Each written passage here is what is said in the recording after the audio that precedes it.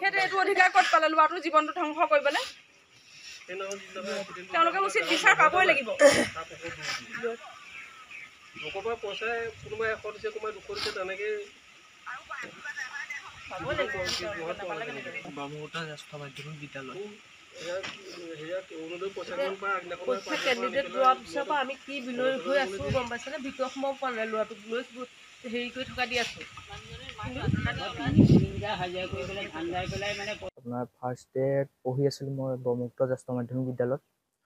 পঢ়াৰ পিছত এডমিশ্যন হ'ল পিছত ৰেজিষ্ট্ৰেশ্যন কৰিছিলে প্ৰথম ফাৰ্ষ্ট ডেত ৰেজিষ্ট্ৰেশ্যন কৰোঁতে মোৰ ৰেজিষ্ট্ৰেশ্যনো কৰিলোঁ ৰেজিষ্ট্ৰেশ্যনৰ পইচাও দিলোঁ পইচা পাতি দি ক্লিয়াৰ হ'ল তাৰপিছত ৰেজিষ্ট্ৰেশ্যনটো মোৰ আপোনাৰ মানে তেওঁলোকে নকৰিলে আমাৰ কেৰাণী আছিলে কুশল ভূঞা আৰু প্ৰিন্সিপাল বিউটি হাজৰিকা আছিলে তেখেতলোকে মানে হ'ল বুলি ক'লে ৰেজিষ্ট্ৰেশ্যনটো কিন্তু ৰেজিষ্ট্ৰেশ্যন নামৰ এনেই পইচাটোহে খালে তোমালোকৰ স্কুলখনত কিমান ষ্টুডেণ্টে পৰীক্ষা দিবলৈ লৈছে 48 মাত্ৰ তুমি পোৱা নাই মই পোৱা নাই তোমালোকে এডমিট কাৰ্ড কেতিয়া দিছিল 5 ফেব্ৰুৱাৰী তুমি সেইদিনা গম পাইছা তুমি সেইদিনা গম পাইছোঁ তাৰপিছত মোক তেখেতলোকে কৈছে আহিব বুলি ক'লে পঢ়ি থাকিব কৈছে আহিব বুলি ক'লে তাৰপৰা নাহিলে তাৰপিছত নাহিলে আৰু পৰীক্ষা দিবলৈ নাপালে পৰীক্ষা দিবলৈকে নাপালোঁ তাৰপিছত মোক কৈছে প্ৰিন্সিপাল মেমলৈ মই ফোন কৰিছিলোঁ হিষ্ট্ৰী ছাৰজনৰ পৰা ফোনটো কৰি লওঁ মানে মেমে ক'লে একো ডাঙৰ বস্তুটো অহা নাই এডমিটটোহে নাই অহা বুলি ক'লে পৰীক্ষা দিবলৈ পাবি আৰু তেতিয়া মোৰ অলপ বেয়াও লাগিছে তাৰপিছত মই একো কৰা নাই তাতে তাৰপৰা মই মানে ঘূৰি আহি চাইছোঁ কেৰাণী কুশল ভূঞা ছাৰ তাৰপৰা নাই মানে আৰু কুশল ভূঞা ছাৰে মোক কৈছে মই এতিয়া একো ক'ব নোৱাৰোঁ হেৰিয়ক প্ৰিন্সিপাল মেমৰ লগত পাত বুলি ক'লে তাৰপৰা মই পাতিলোঁ কথাটো পতাৰ পিছত বাঁহগুৰি স্কুল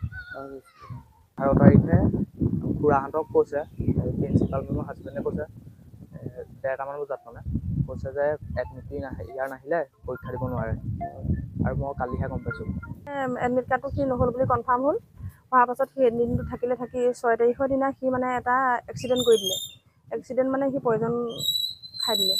দিয়াৰ পাছত আমি মানে তাক ধেমাজি চেচিলৈ লৈ যোৱা হ'ল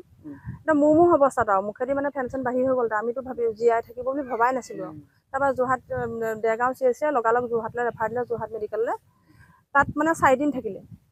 থাকিলে থকাৰ পাছত তাক লৈ আহিলে তেতিয়াও তেওঁলোকে আমাক আশ্বাস দিয়ে আছে যে পৰীক্ষাটো দিব পাৰিব আপোনালোকে চিন্তা নকৰিব পৰীক্ষাটো দিব পাৰিব পৰহি ৰাতিপুৱালৈকে তেওঁলোকে মানে আমাক আশ্বাস দিলে যে ল'ৰাটোৱে পৰীক্ষা দিব পাৰিব তাৰপাছত এই 11 তাৰিখৰ দিনা 1:30মান বজাত তেওঁলোকে আমাক ফোন কৰি কৈছে যে এডমিট কাৰ্ডটো আনিব পৰা নহ'ল ল'ৰাটোৱে পৰীক্ষা দিব নোৱাৰিলে আজি ল'ৰাটোৰ পৰীক্ষা আছিলে আজি এতিয়া এইপিনে আমাৰ ঘৰৰ কাষতে ছোৱালীজনী ওলাই গৈছে ল'ৰাটোৱে যিমানখিনি কান্দিছে আমিও খুৰীয়েক হিচাপে মই খুৰীয়েক হওঁ আমাক কিমান দুখ লাগিছে আমি ভাবিব পৰা নাই মানে আপোনালোকক ভাষাৰে বুজাব নোৱাৰোঁ আপোনালোকে ঘৰখন চাওকচোন কিমান কেনেকুৱা অৱস্থাত মাকে হাজিৰা কৰি আনি ল'ৰাটোক মানে পঢ়াইছিলে মাকৰো আশা আছিলে আমাৰো আশা আছিলে ল'ৰাটোৱে হায়াৰ ছেকেণ্ডেৰী পৰীক্ষাটো দিব ধৰক ৰিজাল্টটো ভাল কৰিব তথাপিতো কিবা এটা ঘৰখনৰ অকণমান ভৱিষ্যতে কিবা এটা কৰি খাব পাৰিব সেইটো আমাৰ পৰিয়ালৰ চবৰে আশা আছিলে কিন্তু তেওঁলোকে আমাক পৰিয়ালটো ধ্বংসই কৰি দিলে কলেজ কৰ্তৃপক্ষৰ গাফিলতিৰ কাৰণেই আজি এইটো হ'ল মোৰ অৱস্থা মই ৰাতিপুৱা হাজিৰা কৰি আনো নোখোৱা নোখোৱাকৈ যাওঁ মই বুঢ়াক খুৱাম বুলি ইমান চেষ্টা কৰিছিলোঁ এতিয়া মোক কুশল খাই দিলে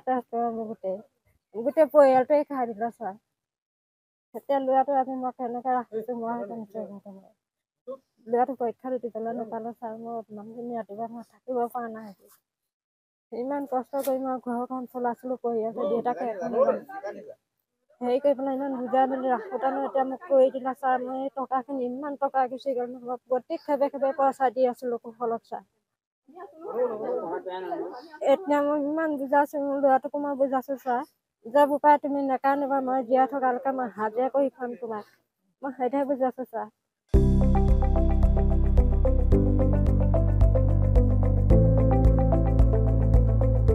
NB নিউজ সহজ সৰল ভাষাত নৱভাৰতৰ কথা